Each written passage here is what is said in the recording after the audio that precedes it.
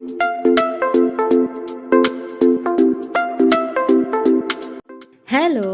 ഇന്ന് നമുക്കൊരു അടിപൊളി തേങ്ങ അരച്ച മത്തിക്കറി ഉണ്ടാകും, നമ്മുടെ നാടൻ സ്റ്റൈലിൽ.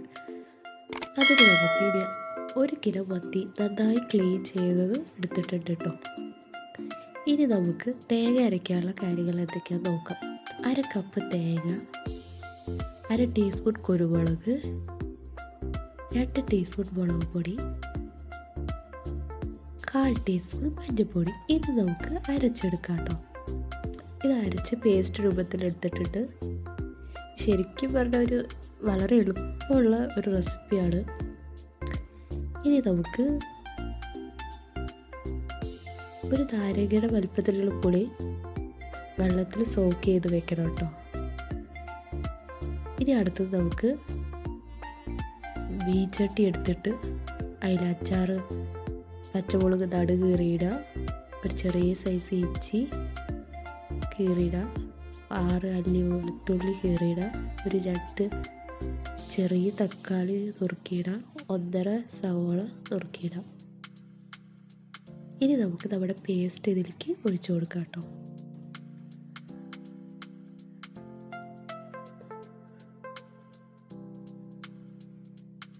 ഇനി നമുക്ക് പുളിയുടെ വെള്ളം ഇതിലേക്ക് ഒഴിച്ചു കൊടുക്കാം.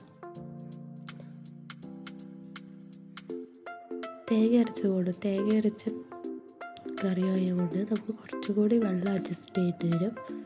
അതായത് നമുക്ക് നമ്മുടെ ആവശ്യത്തിനനുസരിച്ച് വെള്ളം ഒഴിച്ച് കൊടുത്ത് നമുക്ക് അഡ്ജസ്റ്റ് ചെയ്തെടുക്കാം. ഇനി ഓരോരുത്തർക്കും ഓരോ പോലെ ആയിരിക്കും തിക്നെസ് വേണ്ടത്. അപ്പം ഞാനിവിടെ കുറച്ചുകൂടി വെള്ളം ഒഴിച്ച് കൊടുക്കട്ടെ. ഇനി നമുക്കിത് അടുപ്പിൽ വെച്ച് നന്നായി തിളച്ച് വരെ വേവാൻ വയ്ക്കാം.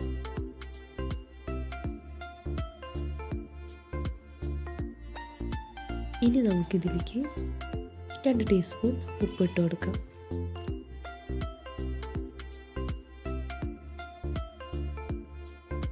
ഇപ്പം ഇത് നന്നായി തിളച്ച് വന്നു. ഇപ്പം നമുക്ക് നമ്മുടെ മീൻ കഷ്ണങ്ങൾ ഇതിലിട്ട് കൊടുക്കാം കേട്ടോ.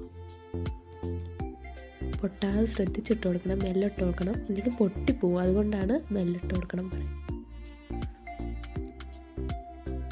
ഒന്ന് പയ്യെ ഒന്ന് ഇളക്കി കൊടുക്കുക.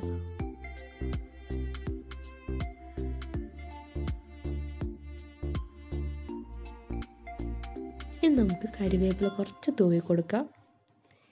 ഇനി നമുക്ക് മീൻ വേവാൻ വയ്ക്കാം. അതിൻ്റെ ഉള്ളിൽ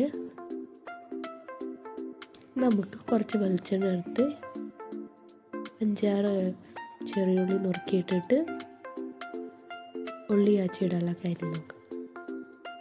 ചെറിയുള്ളി നന്നായി മൊരിഞ്ഞ് വരുമ്പോൾ കരിവേപ്പില തൂവി കൊടുക്കാം.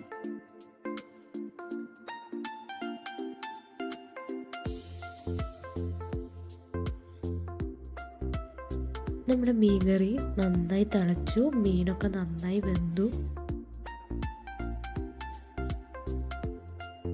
ഇനി നമുക്കിതിലേക്ക് നമ്മുടെ ഉള്ളി ആച്ചിട്ട് ഒഴിക്കാം.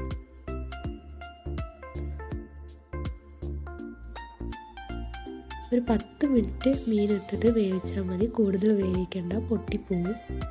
അതൊന്ന് ശ്രദ്ധിക്കണം കേട്ടോ. ഇപ്പം നമ്മുടെ അടിപൊളി തേങ്ങ അരച്ച് മത്തിക്കറി റെഡി. എല്ലാവരും ഇതൊന്ന് ട്രൈ ചെയ്ത് നോക്കണം. എനിക്ക് ഫീഡ്ബാക്ക്സ് ഒന്ന് പറയണം കേട്ടോ. Thank you.